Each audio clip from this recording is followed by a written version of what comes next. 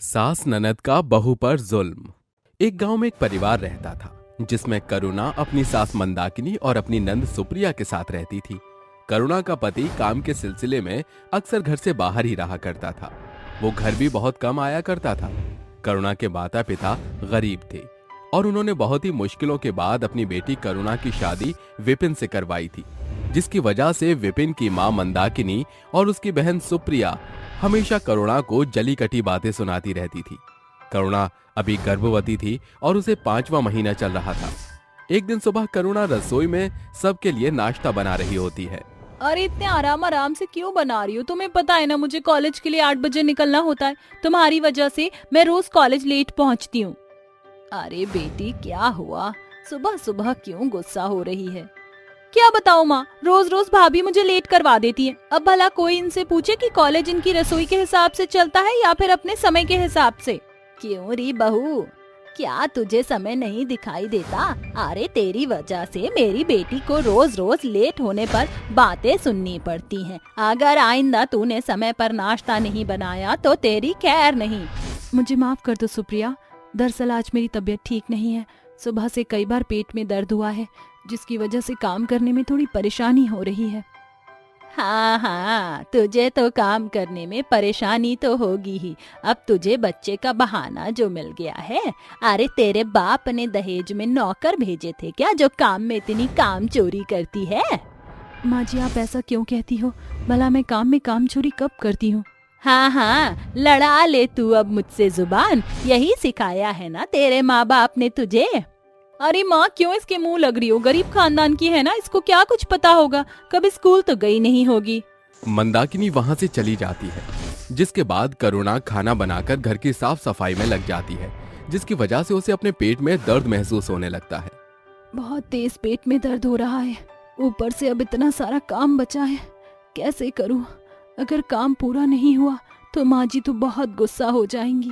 अपनी सास के डर से करुणा काम करने में लगी रहती है। ऊपर से उसकी सास उसके लिए कपड़ों का ढेर लगा देती है, यहाँ तक कि घर के सारे पर्दे भी उतार कर दे देती है और उससे कहती है, ये ले, इन्हें अच्छे से धो दे। ये कपड़े धुलने के बाद फूलों की तरह खिल जाने चाहिए। बेचारी करुणा कुछ कह नहीं पाती और चुपचाप कपड़े उठाकर धोने लगती है। कपड़े धोते हुए उसे शाम का वक्त हो जाता है। माँ कहाँ हो आप? जल्दी से यहाँ पर आओ, देखो मैं पास हो गई। अरे वाह मेरी बेटी, ऐसे ही पढ़ाई लिखाई करके आगे बढ़ते रहो और खुश रहो। अरे बहू कहाँ है तू? अरे जल्दी से यहाँ पर आ और आज मेरी बेटी की पसंद का ही खाना बना। वह कॉलेज में पास हो गई है। करुणा जैसे जैसे करके मंदाकिनी के पास आती है और उससे कहती है, माँ जी मेरी तबीयत ठीक नहीं लगती, मुझे हॉस्पिटल ले चलिए। अरे फिर से तेरे ड्रामे शुरू हो गए। जा चुपचाप जाकर खाना बना ले, मुझे कोई बहाना नहीं चाहिए तेरा। लेकिन माँ जी। बस और कुछ नहीं, जो कहा है उसे चुपचाप कर, नहीं तो तू जानती है। करुणा कुछ न कह पाती और चुपचाप रसोई में अपनी ननद सुप्रिया की पसंद का अकेले रोते हुए खाना बनाने लगती है। जैसे ही खाना बनकर तैयार हो जाता है, करुणा अपने कमरे में आराम करने के लिए चली जाती है, लेकिन उसके जाने के बाद रसोई में छिपकली आती है जो अचानक से खाने में गिर जाती है। जब मंदाकिनी और सुप्रिया दोनों बैठकर खाना खाते हैं तो उनके खाने में छिपकली आती है, जिसे देखकर वो दोनों आग बबूला हो जाती हैं। देखा माँ आपने, इस टीचर ने हमारे खाने में छिपकली डाल दी। इसका मतलब ये हमसे नफरत करती है और हमें मारना चाहती है। अरे बेटी तू सही कहती है, कोई बहू अपनी सास को पसंद नहीं करती। अरे छिपकली वाला खाना खिलाने से अच्छा तो ये था कि ये मेरा गला ही दबा कर मार देती। अभी बताती हूँ इसे। सुप्रिया और मंदाकिनी दोनों करुणा के कमरे में जाती हैं और उसके सोते हुए बाल पकड़ लेती हैं, जिसके बाद करुणा रोते हुए उठती है। माँ जी मुझे छोड़ दीजिए, बहुत दर्द हो रहा है। माँ जी मेरे बाल छोड़ दीजिए।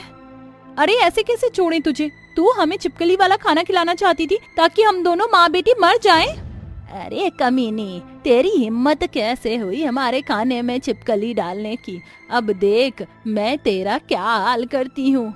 मंदाकिनी करुणा के मुंह पर थप्पड़ ही थप्पड़ मारने लगती है, जिसके बाद वो उसे घर से निकाल देती है। बेचारी करुणा की हालत ठीक नहीं होती और उसके पेट में भी दर्द होने लगता है। वो चलते चलते सड़क के किनारे पर पहुंच जाती है जहां पर बड़े बड़े सीवर पाइप पड़े होते हैं। वो उनके अंदर जाकर लेट जाती है। बेचारी करुणा अपने पति को याद करती करती सो जाती है। अगले दिन जैसे ही सवेरा होता है, करुणा अपने बच्चे को जिंदा रखने के लिए लोगों से भीख मांगने लगती है। भीख मांग मांग कर वो अपना किसी तरह पेट भरती है। देखते ही देखते उसको पूरे 9 महीने हो जाते हैं और एक दिन उसे बहुत तेज दर्द होता है। आई कोई मेरी मदद करो। आई माँ। तभी वहां से एक औरत गुजर रही होती है। वो करुणा की सहेली कविता होती है और करुणा को इस हालत में देखकर वो बहुत अचंभित रह जाती है। वो तुरंत उसे हॉस्पिटल में एडमिट करती है, जिसके बाद करुणा एक प्यारे से बेटे को जन्म देती है। अरे करुणा, तुम्हारी ये हालत कैसे हुई? तेरे गरीब माता पिता ने तो तेरी शादी बहुत बड़े घर में की थी, फिर ये सब कैसे हुआ? करुणा अपनी सहेली कविता को उसके बारे में सब कुछ बताती है, जिसे सुनकर कविता की आंखों में भी आंसू आ जाते हैं और वो उसी समय अपने फोन से करुणा की पति को फोन करती है और उसे उसकी माँ और बहन की पूरी सच्चाई बताती है, जिसे सुनते ही संजीव तुरंत फ्लाइट पकड़कर कुछ ही घंटों में हॉस्पिटल आ जाता है। अपनी पत्नी की ये हालत देखकर उसे बहुत अफसोस होता है। मुझे माफ कर दो करुणा, मुझसे बहुत बड़ी गलती हो गई। आज के बाद मैं तुम्हें कभी अकेला नहीं छोड़ूंगा। अब मैं तुम्हें और अपने बेटे को अपने साथ ले जाऊंगा। सबसे पहले संजीव अपनी पत्नी को लेकर अपनी माँ और अपनी बहन के पास जाता है और उन्हें उनकी गलती का एहसास दिलाता है। माँ, मुझे आपसे ये उम्मीद नहीं थी कि आप मेरी पत्नी के ऊपर इतने जुल्म करोगी और अपने तो उसके गर्भवती होने के बारे में भी नहीं सोचा। अरे भैया, आप किस औरत की बात में आ रही हो? ये औरत झूठ बोल रही है और आपको हमारे खिलाफ भड़का रही है। चुप करो सुप्रिया, तुमने भी मेरी पत्नी के साथ कम ज्यादती नहीं की। तुम दोनों को मैं कभी माफ नहीं करूंगा। मैं अपनी पत्नी और अपने बेटे के साथ ये घर छोड़कर हमेशा के लिए जा रहा हूँ। नहीं बेटा, ऐसा मत कर। हम तेरे बिना कैसे रहेंगे? हमें छोड़कर मत जा। संजीव अपनी पत्नी और अपने बेटे को अपने साथ ले जाता है, जिसके बाद करुणा अपने छोटे से परिवार में खुशी खुशी रहने लगती है। अब उसकी सभी परेशानियां खत्म हो जाती हैं। सास बहू की गुल्लक बचत। अरे बहू, जरा जल्दी से 2 गिलास पानी ले आना। माधवी घूंघट ताने अपनी बेटी बबली के साथ पानी का ग्लास पकड़े बाहर आती है। ये लीजिए बाबूजी पानी। ये लीजिए पिताजी, पानी पीजिए। शुक्रिया मेरी बच्ची।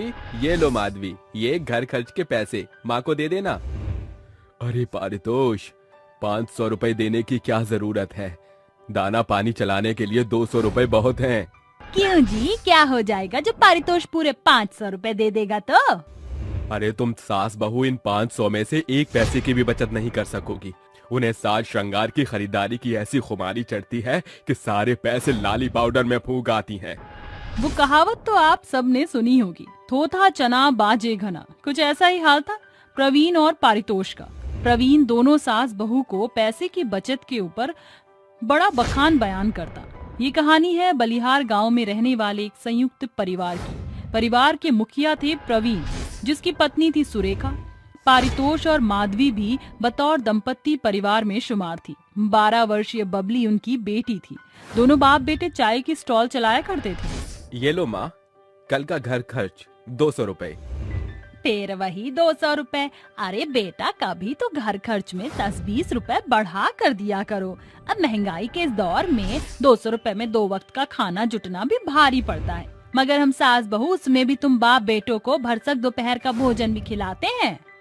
माँ, पिताजी ने साफ तौर से मना किया है कि घर खर्च से 1 भी पैसे ज्यादा नहीं देना।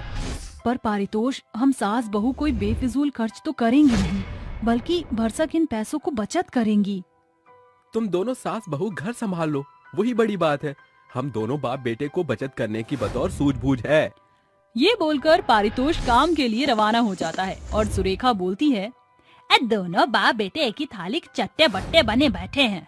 जाने इन्हें क्यों लगता है कि हम सास बहू को बचत करना नहीं आता, जबकि घर की गृहिणी से बेहतर बचत और कोई कर नहीं सकता। जाने दे बहू, तू इन बाप बेटे की बोली से अपना जिया मत जला।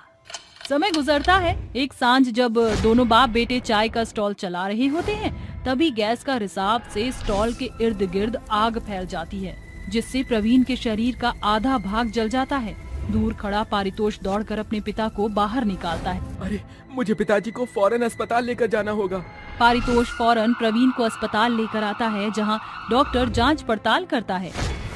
डॉक्टर साहब, बाबूजी कैसे हैं? देखिए, आपके बाबूजी की हालत बेहद नासाज है। शरीर का आधा हिस्सा आग से झुलस गया है। इमीडिएटली सर्जरी शुरू करनी होगी। आप फौरन काउंटर पर 2 लाख रुपए जमा करा दीजिए। 2 लाख? डॉक्टर साहब, आप बाबूजी की सर्जरी शुरू कीजिए।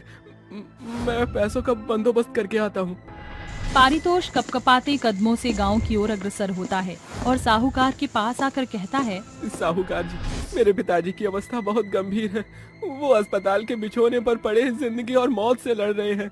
उनकी सर्जरी के लिए 2 लाख रुपए की जरूरत है। तो जाकर बचा अपने बाप को।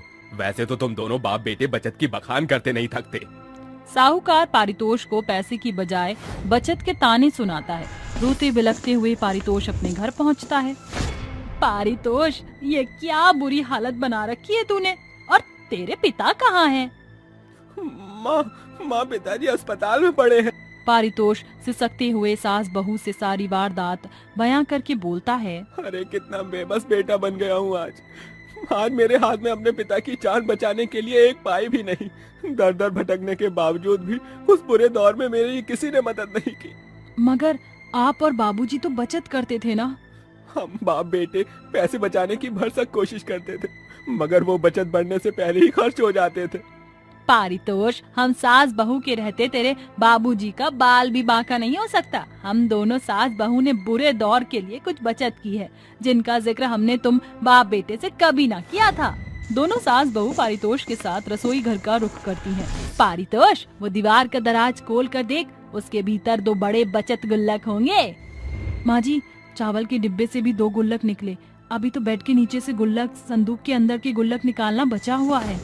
तीनों मिलकर तमाम बचत गुल्लक को बाहर निकालते हैं। कुल मिलाकर 10 गुल्लक हैं। इतनी सारी बचत गुल्लक आप सास बहू के हैं? बेटा, ये बचत गुल्लक हम सास बहू पिछले 10 साल से जोड़ बटोर रही हैं।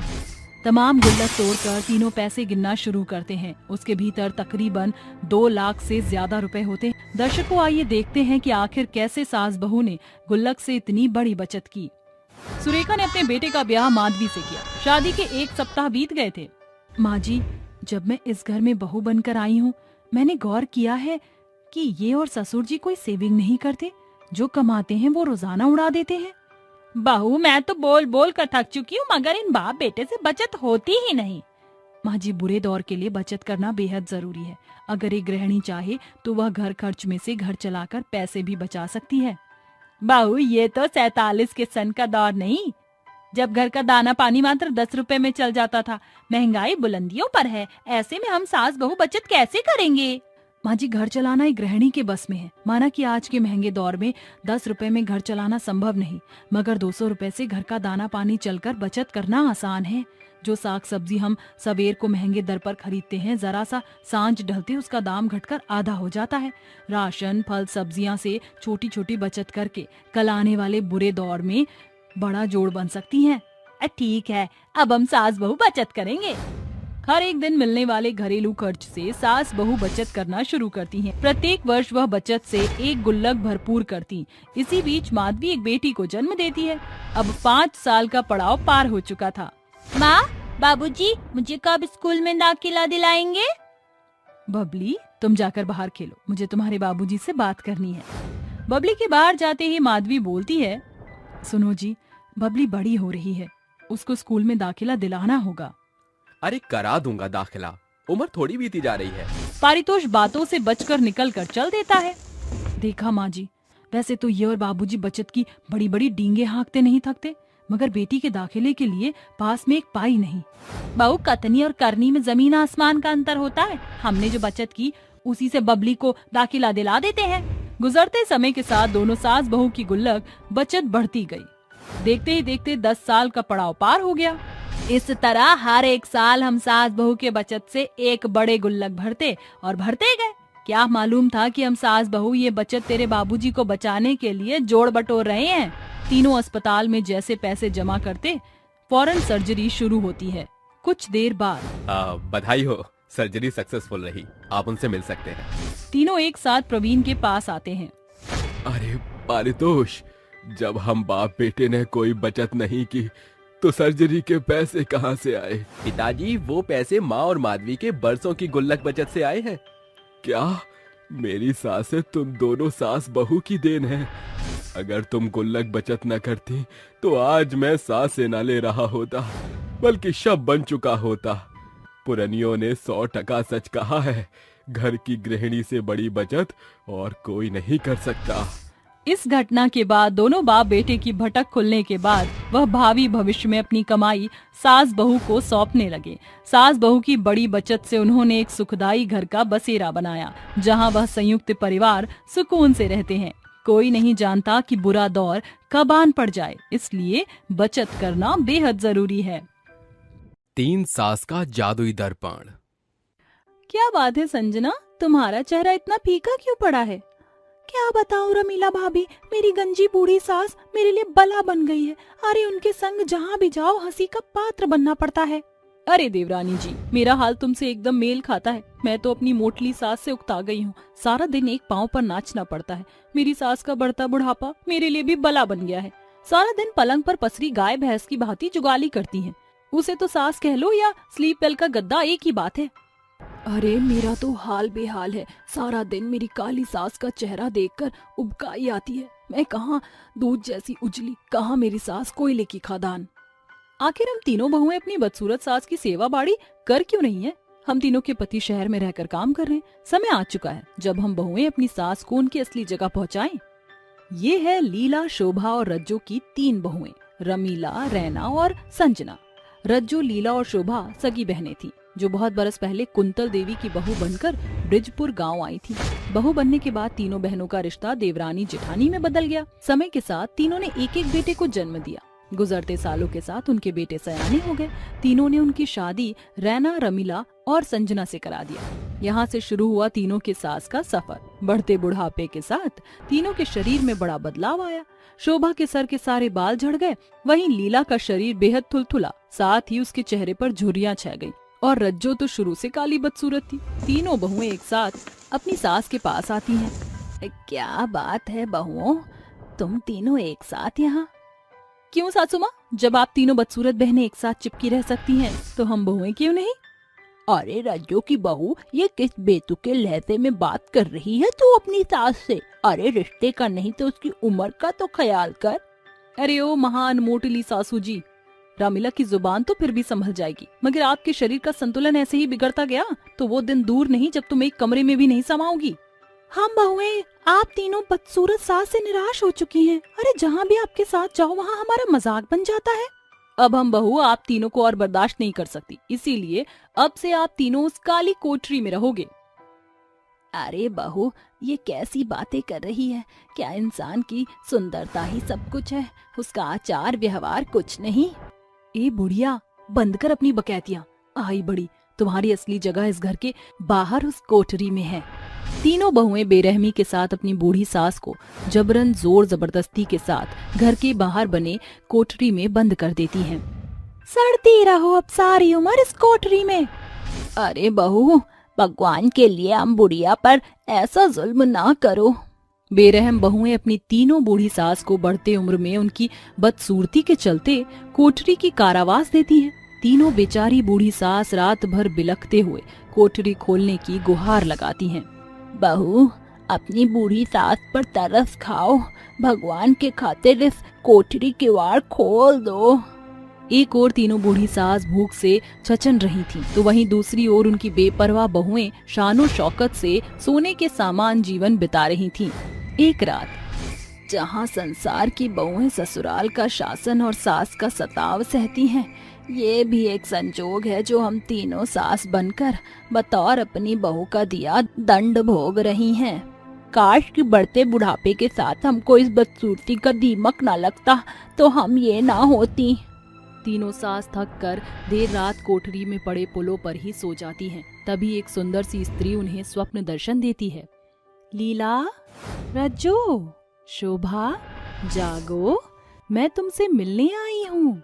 क्या तुम सचमुच हम अभागी सास से भेंट करने आई हो? हाँ, मगर तुम कौन हो? मैं स्वर्ग की अप्सरा मंदाकिनी हूँ। तुम तीनों सास की आस बनकर आई हो। मैं जानती हूँ कि तुम तीनों की बहुएं तुम्हारी बदसूरती के कारण तुम्हें ताड़नाएं देती हैं। इसलिए ये लो एक जादुई दर्पण। इसमें अपने अक्ष को देखकर ये मंत्र दोहराना। आरंभ हो तेरी माया, कर दे सुनहरी हमारी काया। इस मंत्र के पूरा होते ही तुम्हारा चेहरा तुम्हारे सोच के अनुसार नया आयाम प्राप्त कर लेगा। तीनों सास से जादुई दर्पण का सत्य साझा करके अप्सरा ओझल हो जाती है। तभी तीनों नींद से जागती हैं। वह जादुई दर्पण उनके समक्ष ही धरा होता है। अरे ये तो वही जादुई दर्पण है जो मैंने स्वप्न दर्शन में देखा था। जादुई दर्पण है भी या नहीं, इसका पुख्ता प्रमाण जानने के लिए हमें अपनी सूरत पर इसका उपयोग करना होगा। तीन सास जैसे ही उस दर्पण को दीवार पर लगाती हैं, कोलाहल करते हुए जादुई दर्पण एकदम विशाल हो जाता है। दर्पण के सामने खड़ी होकर लीला कहती है, आरंभ हो तेरी माया, कर दे सुनहरी मेरी काया। अचानक जादुई दर्पण के भीतर से एक तेजोमय किरण लीला के वजनदार शरीर के साथ उसके चेहरे की झुलसती झुर्रियों को बदलकर मंदाकिनी के समान सुंदर और सुबल कर देती है। यह देख लीला हैरत अंगेज होकर कहती है, क्या मैं सचमुच में इतनी सुंदर हो गई हूँ? ये सच है या महज मिथ्या? इस सुंदरता के लिए तुम्हारा शुक्रिया मेरे जादुई दर्पण। इसके बाद रज्जो जादुई दर्पण के सामने खड़ी होती है। आरंभ हो तेरी माया, कर दे सुनहरी मेरी काया। ए जादुई दर्पण, इसी पलछिन मेरे काले चेहरे की कुरूपता के कीच से उबार दो। जादुई दर्पण के भीतर से निकल रही किरण जैसे ही बूढ़ी रज्जो के काले शरीर पर पड़ती है, उसका शरीर चांद की भांति खिल उठता है। इस जादुई दर्पण ने तो मुझ सास के काली काया को क्षण भर के भीतर ही सुंदरता के सांचे में ढाल दिया। अंत में गंजी सास शोभा जादुई दर्पण के सामने खड़ी होकर कहती है, आरंभ हो तेरी माया, कर दे सुनहरी मेरी काया। ए जादुई दर्पण, मेरे गंजेपन को सुंदर केश की काया में बदल दो। इस बार फिर जादुई दर्पण के भीतर से सुनहरी तेजोमय किरण शोभा के गंजे सर पर प्रकाशमान होती है, जिसके साथ उसके सर का गंजापन गायब होकर लहराते लंबे बाल में बदल जाते हैं। इस तरह सुनहरी बदसूरत सास जादुई दर्पण के सहारे सुंदर हो जाती है। जादुई दर्पण की किरणों से किवाड़ की जंजीर भी खुल जाती है। अगली सुबह तीनों सास की बहुएं उनके बदले सुंदर स्वरूप को देखकर स्तब्ध हो जाती हैं। अरे वाह सासू माँ, आप तो एकदम स्वर्ग की अप्सरा जितनी सुंदर हो गई हैं।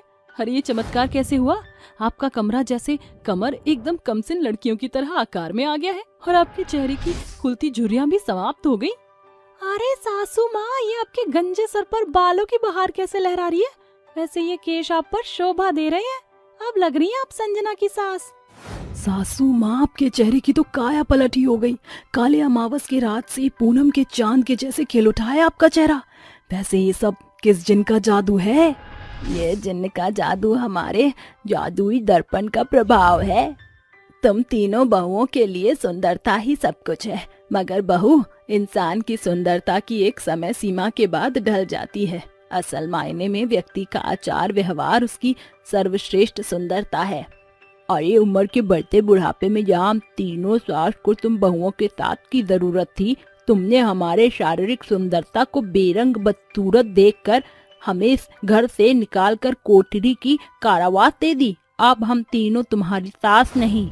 सास की फटकार से तीनों बहुएं चुप्पी साधने पर मजबूर हो जाती हैं, जिसके बाद तीनों सास उस जादुई दर्पण के सहारे समाज सेविका के रूप में उभर कर बाहर आती हैं। वह कभी अस्पताल में रोग के बिछौने पर पड़े कैंसर से पीड़ित गंजी लड़कियों को बाल देती, तो कभी दूर दराज गाँव-गाँव जाकर गरीब की कुरूप बेटियों की काया पलट करती। साथियों, रूप की सुंदरता सूरज की उस सुंदर लालिमा की नाई है जो सूर्योदय के साथ संसार को उजाला देता और सांझ होने पर अस्त हो जाता है। गरीब तीन बहनों के जादुई बाल। उठो माँ, उठो। तुम्हें क्या हो गया माँ? तुम बोलती क्यों नहीं? लगता है माँ की तबीयत बहुत बिगड़ गई है। 16 साल की रूपा रोते बिलखते खेत के बीचों बीच बेहोश पड़ी बबीता को पुकार रही थी। बबीता अपनी 3 बेटियों रूपा, संध्या और शिवी के संग ब्रह्मपुर गांव में रहती थी। उसका स्वर्गीय पति अपने पीछे थोड़ी बहुत खेती बाड़ी छोड़ गया था, जिसे बबीता और उसकी बेटियों का गुजर बसर चल रहा था। उस रोज के बाद से बबीता बीमारी का बिछौना पकड़ लेती है। शिवी, संध्या, माँ की अवस्था बेहद बुरी है। ऐसे में हम तीनों को मिलकर ही खेती बाड़ी संभालनी होगी। ये खेती बाड़ी की बला हम बहनों के बस की बात नहीं। देर दोपहरी में काम करके हम बहनों की खूबसूरती बतौर बदसूरती में बदल जाएगी। ना बाबा ना। मगर इससे तुम्हारी बदसूरती पर कोई फर्क नहीं पड़ेगा। ऊपर से तुम्हारा ये चांदनुमा टकला जिसके इर्द गिर्द इक्के दुक्के बाल बचे हैं। रूपा रोते बिलखते हुए खेत की डगर जाने लगती है। तभी सांवरी उसे टोकती है। अरे इतनी भोर सवेरे कहाँ जल्दी सवारी। माँ की तबीयत बिगड़ गई है चाची, बीजों की बुआई करने खलिहान जा रही हूँ। अरे रूपा, एक दो बीज अपने बालों की बंजर जमीन पर भी बो दियो, क्योंकि तेरे टकलेश्वर पर खेती की सख्त जरूरत है। सांवरी के कड़वे ताने सुनकर रूपा सिसकते हुए तेज गति से खेत आ पहुंचती है। संसार के रचयिता, आखिर क्यों तूने मुझे इतनी कुरूप बनाकर भेजा? न शक्ल, न सूरत, न केश। कल सभी के सामने व्यंग्यता का पात्र बनकर रह गई हूँ मैं। रूपा आंसू पहुंचकर बीजों की बुआई करने लगती है। ऐसे ही समय गुजरता। रूपा रोजाना एक सवेरे खेत पर आकर काम करती और सांझ की ढलती बेला के साथ घर लौटती। एक दिन रूपा देर दोपहर खेत काम करते हुए कहती है, भूख के मारे अंदरूनी अंतड़ियां कचोट रही हैं। पहले कुछ खा लेती हूँ, बचा हुआ काम मैं बाद में करूंगी। रूपा एक छायेदार पेड़ के नीचे बैठकर अपने खाने की गठरी खोलती है, जिसके भीतर 2 रोटियां और प्याज थी। जैसे ही रूपा खाने का एक कौर अपने हाथों में उठाती है, पेड़ की डाल से एक जख्मी परिंदा उसके पांव के पास आ गिरता है। अरे, ये परिंदा तो बड़ा ही लहूलुहान है। लगता है किसी शिकारी ने इस पर अपना निशाना साधा था। रूपा उस परिंदे को अपनी बाह में समेटकर सहलाने लगती है। लगता है ये परिंदा प्यासा है। जैसे ही रूपा उस घायल परिंदे को पानी पिलाती है, एक तजो में सुनहरा प्रकाश पेड़ को दूर दराज तक सराबोर करता है, जिसके साथ वो परिंदा एक परी में परिवर्तित हो जाता है। सर पर सुनहरा ताज, हाथों में जादुई छड़ी, ये तन पर सुनहरा पहनावा, ये तो एक परी की पहचान होती है। सही पहचाना, मैं एक जादुई परी हूँ। मैं रोजाना तुम्हें इस पेड़ की डाल से देखती हूँ। तुमने मेरी जान बचाई। बताओ, बदले में मैं तुम्हारी कैसे मदद करूं? परी रानी, मेरे बाल नहीं हैं। पूरा गांव मुझे कुरूपा कहता है। कोई मेरे नजदीक नहीं आता। मेरी बहनें भी मेरा मजाक उड़ाती हैं, क्योंकि मेरी बहनों के लंबे केश हैं और मैं पिन पालों वाली। ये सुनकर जादुई परी रूपा पर अपनी जादुई छड़ी जैसे ही घुमाती है, एक सुनहरी चमक रूपा को सर से पांव तक सराबोर करती है। लो रूपा, तुम्हारे शरीर के साथ मैंने तुम्हारे सर पर जादुई सुनहरे केश की बौछार बरसा दी। अब तुम्हें बंधुओं की तरह मौसम की मार झेलकर मजदूरी नहीं करनी पड़ेगी। जब भी तुम अपने जादुई सुनहरे बालों को स्पर्श करके ये मंत्र दोहराओगी, मेघ से फूटे बारिश की फुहार, बरस जाए सुनहरे बालों की बहार। ये मंत्र खत्म होते तुम्हारे सुनहरे बाल तुम्हें सोने के सिक्के देंगे। रूपा को जादुई सुनहरे बाल का पुख्ता प्रमाण देकर परी ओझल हो जाती है। रूपा के सुनहरे बाल देखकर उसकी बहनें स्तब्ध रह जाती हैं। सुनहरे बाल, ये क्या भला है? अरे रूपा, ये सुनहरे केश तुझे कहाँ से मिले? हमें भी ऐसे केश चाहिए। दोनों बहनें रूपा के सामने रोने का स्वांग रचाती हैं, जिसे देख रूपा परी को पुकारती है। मेघ से फूटे बारिश की फुहार, बरस जाए सुनहरे बालों की बहार। रूपा के कहते ही जादुई परी उसके सामने आ जाती है। रूपा, तुमने मुझे पुकारा? जादुई परी, मेरी बहनें मुझसे जादुई बाल की मांग कर रही हैं। मैं निवेदन करती हूँ, उनकी लालसा को पूर्ण कर दो। परी अपनी जादुई छड़ी से दोनों बहनों के बाल की काया पलट करके कहती है, शिवी, आज से तुम्हारे बाल चांदी और संध्या तुम्हारे बाल हीरे के होंगे। जब भी तुम इनसे मदद की पुकार करोगी, ये बाल तुम्हारी ढाल बन के हीरे और चांदी बरसाएंगे। मगर स्मरण रहे, इन जादुई बालों का इस्तेमाल एक सीमा में ही करना। परी के ओझल होते ही दोनों बहनें उसकी बात भूल कर बोलती हैं, चलो संध्या उस मंत्र को दोहराते हैं ताकि परी के दिए जादुई बाल का पुख्ता प्रमाण प्राप्त हो सके। हाँ चलो। मेह से फूटे बारिश की फुहार, बरस जाए चांदी के बालों की बहार। मेह से फूटे बारिश की फुहार, बरस जाए हीरो के बालों की बहार। मंत्र खत्म होते ही दोनों बहनों के साधारण बाल जादुई चांदी और हीरे के बाल में तब्दील हो जाते हैं, जिसके साथ शिवी के केश से चमचमाते चांदी के बर्तन का भंडार, साथ ही संध्या के बाल से हीरे बरसने लगते हैं। अरे हमारे जादुई बाल एकदम जिन्न के जादू हो गए। अब हमारे जादुई बाल ही हम बहनों के मनोरथ को पूरा करेंगे। जादुई बालों के बलबूते दोनों बहनें अक्सर अपना स्वार्थ साधती।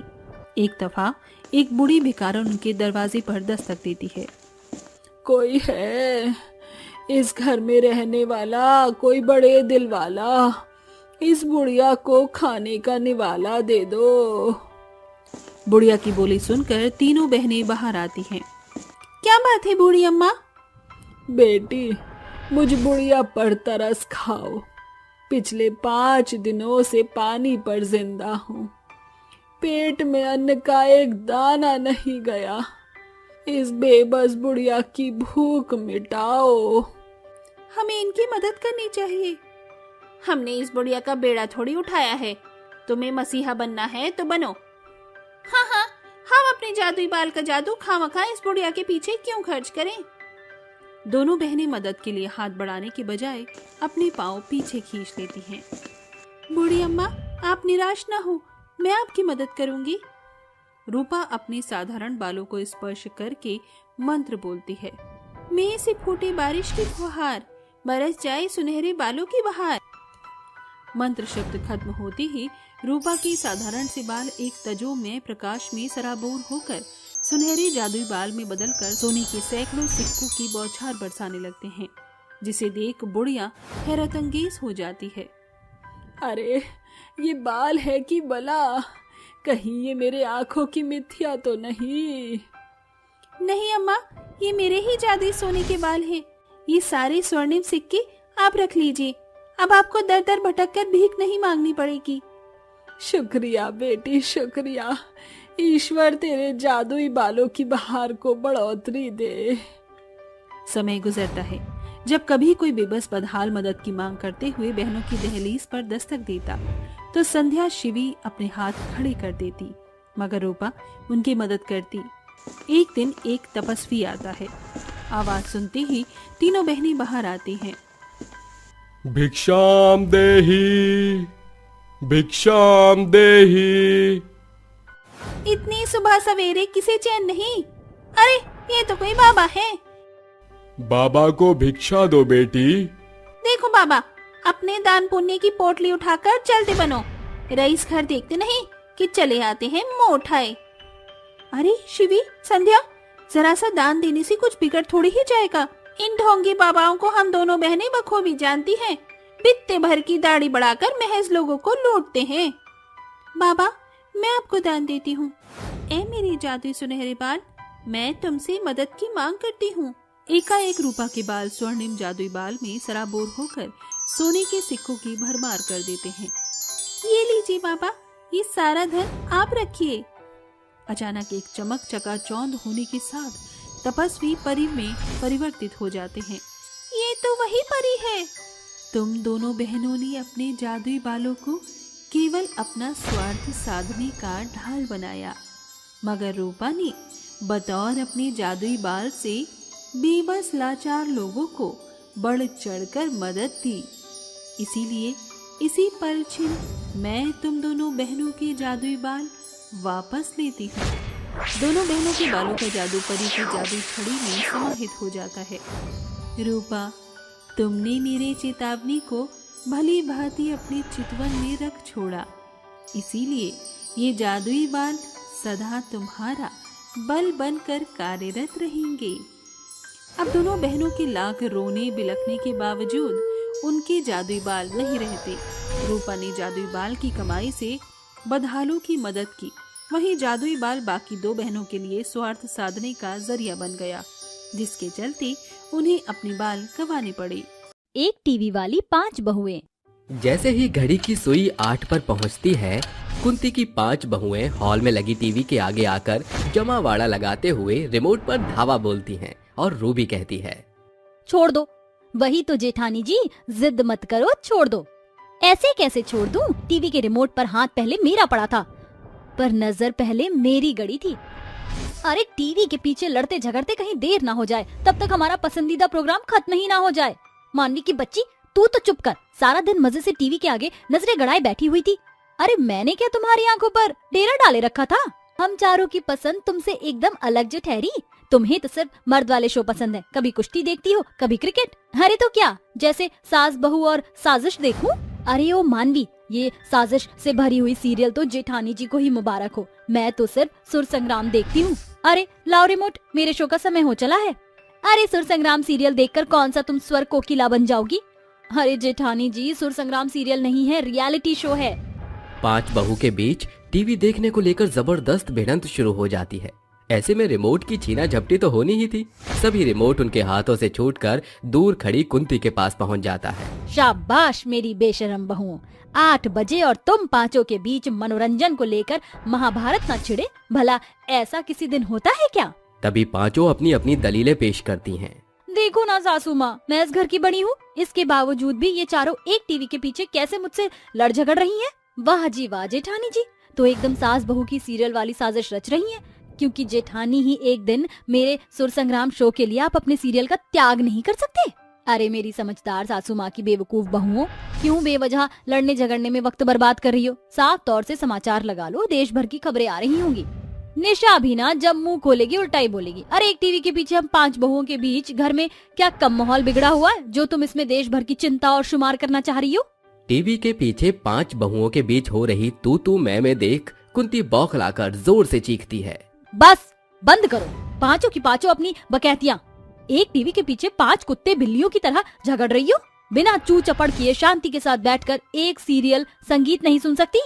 कुंती का भड़का हुआ स्वरूप देखकर योगिता जोरदार तालियां बरसाते हुए कहती है, वाह माँ जी, गजब, आपने तो मजा ही दिला दिया। आपकी आवाज सुनकर शोले का गब्बर याद आ गया। शोले से याद आया, आज जी सिनेमा चैनल पर 9 बजे शोले फिल्म आने वाली है। सास बहू साथ बैठ कर देखेंगे। वाह, नहीं नहीं, क्या बात है। सास की एक बात भेजे में भले ना घुसे, मगर टीवी पर आने वाला हर एक शो संगीत के बोल का बखूबी अता पता है तुझे। ये सुनकर चारों मंद मंद मुस्कुराने लगती हैं। ये बात सिर्फ योगिता बहू पर ही नहीं, बची हुई तुम चारों पर भी लागू होती है। जाओ जाकर पांचों खाना परोसो। कभी ये जी में नहीं आता कि पांचों साथ मिलकर संजीव कुमार की रसोई से कुछ नया खान पान सीख लें। रसोई घर में आते ही टीवी के पीछे फिर से लड़ने लगती हैं। सारे फसाद की जड़ तुम चारों हो। काश कि मैं इस घर की इकलौती बहू होती, तुम मजे मारकर आराम से टीवी देख सकती। मेरा सुर संग्राम शो खत्म हो गया। अरे ओ ध्वनि, ज्यादा सुर संग्राम किया ना तो रसोई कहीं कुश्ती के मैदान में न बदल जाए। आवाज सुनकर एक बार फिर कुंती वहाँ आकर कहती है, एक पल के लिए भी तुम पांचों लुगाई के बीच खटर पटर बंद नहीं हो सकती। ऊपर वाले को भी इन पांचों पनौतियों को मेरे पल्ले ही मढ़ना था। ऐसे ही एक दिन बीत जाता है। अगली सुबह ध्वनि जल्दी टीवी के आगे पसर कर संगीत सुन रही थी। तभी मानवी रिमोट उठाकर चैनल चेंज कर देती है। अरे ओ मेरी सास की बड़ो बहू, टीवी का चैनल किससे पूछकर चेंज किया? 10 बज चुके, आज सोनी पर WWE शुरू होने वाला है, मगर अभी तो पूरे 5 मिनट बाकी हैं। अरे क्या पता शो पहले ही शुरू हो गया तो?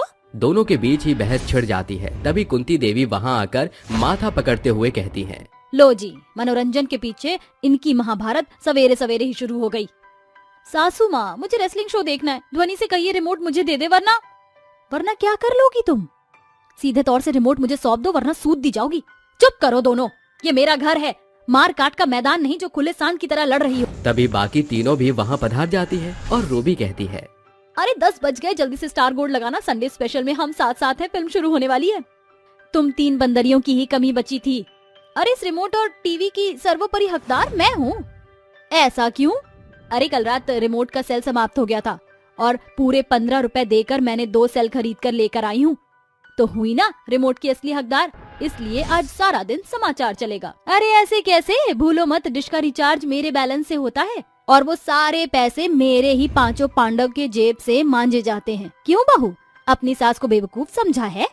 अब ये तय कर लो कि साथ बैठकर हम साथ साथ देखना है, समाचार देखना है, संगीत या फिर कुश्ती। माँ जी, हम पांचों को टीवी के पीछे लड़ते खुद भी अच्छा नहीं लगता है। बेहतर होगा कि आप हम पांचों के कमरे में अलग अलग टीवी लगवा दो।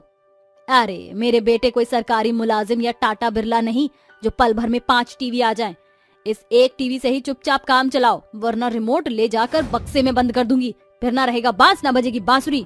मिसाल तो समझ ही गई होगी। रिमोट के बंद होने की बात सुनकर पांचों के बीच जैसे भरत मिलाप उभर आता है। पांचों साथ मिलकर टीवी देखने लगती हैं, मगर कुंती के जाते ही पांचों लड़ने झगड़ने लगती हैं। तुम पांचों फिर शुरू हो गई? अरे तंग आ गई हूँ मैं।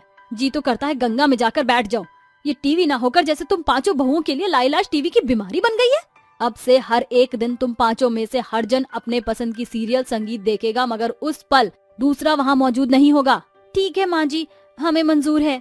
कुंती के कहे अनुसार पहले दिन ध्वनि संगीत सुनती, दूसरे दिन योगिता समाचार, तीसरे दिन रूबी सीरियल देखती और चौथे दिन मानवी कुश्ती और 5वें दिन निशा कार्टून देखती।